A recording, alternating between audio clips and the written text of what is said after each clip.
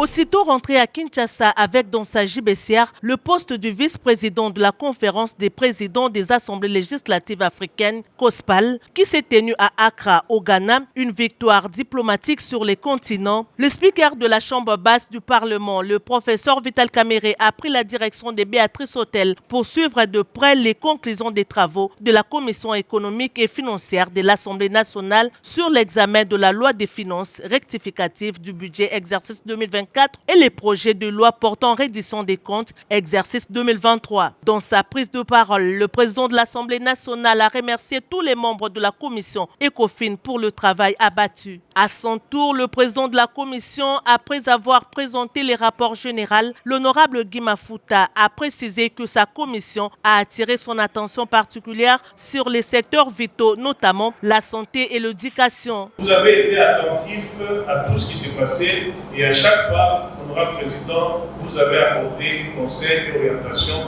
dans l'intérêt de l'avancement de notre pays. J'aimerais avant toute chose, honorable président, remercier également les collègues membres de la commission qui ont travaillé avec abnégation. Jour après jour, les collègues étaient là à temps pour partir quitter ces lieux tard parce qu'il y avait la volonté de trouver des solutions pour que chaque Congolais bénéficie d'une quantité équitable de ces ressources qui sont exprimées en chiffres dans ce budget.